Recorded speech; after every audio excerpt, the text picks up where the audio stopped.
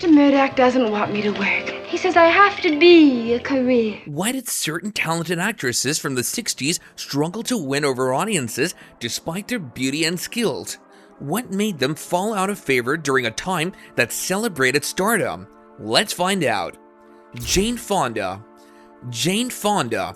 Just hearing her name still gets people fired up, even decades after the Vietnam War.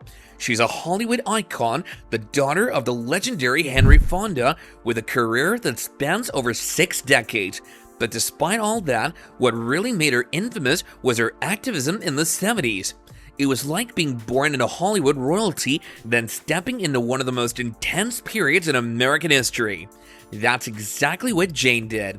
She became a passionate anti-war protester, fighting for the rights of troops and those resisting the draft. She even teamed up with groups like Vietnam Veterans Against the War.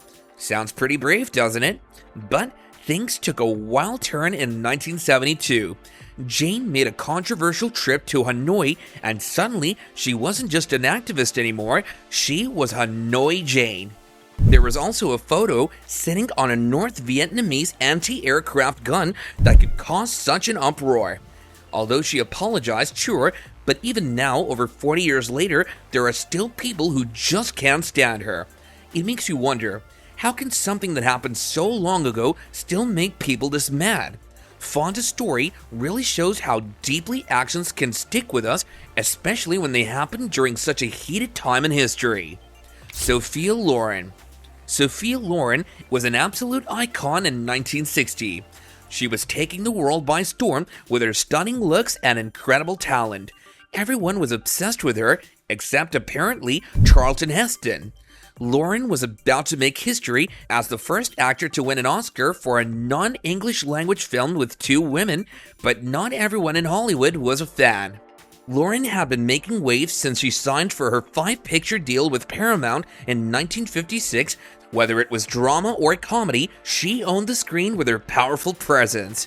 So what exactly went wrong with Heston? Heston, already a big star and an Oscar winner, came into the film El Cid feeling like he was in charge. At first, he was cool with the script, but then Loren showed up. She was just as famous, just as acclaimed, and just as strong-willed. She didn't hold back either. She wanted script changes, more romantic scenes, and a shooting schedule that fit her needs. Oh, and she made sure to secure a huge payday too, $200,000, which was massive back then. The tension on set was real. Rumor has it, Loren's paycheck was even bigger than Heston's, which didn't sit well with him. Things got so tense that Heston refused to do close-up scenes with Loren, insisting on a stand-in for any shots that were just her face. Julie Christie. The tousle-haired blonde with that dazzling smile who lit up the screen in iconic films like Darling, Dr. Zhivago, and Far From the Madding Crowd. Fast forward to today, and at 66, she's still got that tousled hair and enchanting smile, but she doesn't really see herself in that person anymore. Over lunch at a pub near her East End home, Christie opened up about how disconnected she feels from the glamorous persona that once defined her. Since the late 1970s, she's evolved into a different kind of actress, one who puts political causes about the glitz and glamour of Hollywood. She used to thrive on fame, but now she's more interested in her quiet life in Min Wales than in chasing the spotlight. Christie isn't shy about admitting her disinterest in the film industry, even though she knows it sounds a bit formal or ungrateful. Despite all the benefits her career brought her, but just because she stepped back from Hollywood doesn't mean she disappeared from the public eye. Instead, Christie threw herself into political activism, becoming deeply involved in causes she cares about. She worked on the Animals film, which criticized the mistreatment of animals, and she's been active in the fight against nuclear weapons and with the Greenham Common Peace Camp. Claudia Cardinale. Claudia Cardinale is an actress who lit up the screen in the 60s and 70s, starring alongside some of the most handsome actors and working with the finest filmmakers of her time. No wonder she was often described as a symbol of beauty, even being named one of the 50 most beautiful women in film history by the Los Angeles Times in 2011. Her allure was undeniable. When we sat down for an interview, Claudia had this mysterious vibe around her, dressed all in black with jewelry that made her hands and wrists stand out. She was joined by her daughter Claudia Squitieri, and together they give us a glimpse into a life that could easily be a movie script. How cool is that? John Wayne even called her a tomboy, while David Niven joked that she was the most beautiful Italian invention since spaghetti. With a filmography spanning over 150 titles, Cardinale's career was like a cinematic masterpiece. Deborah Kerr. Deborah Kerr's career was quite the journey. She moved from the prestigious studios of Pinewood in the UK to the vibrant Hollywood scene in the US. It's impressive that she earned an honorary Academy Award, one of the few actresses to achieve that honor. But what made Kerr so special? Well, it's her unique blend of intelligence and poetic sensibility that sets her apart.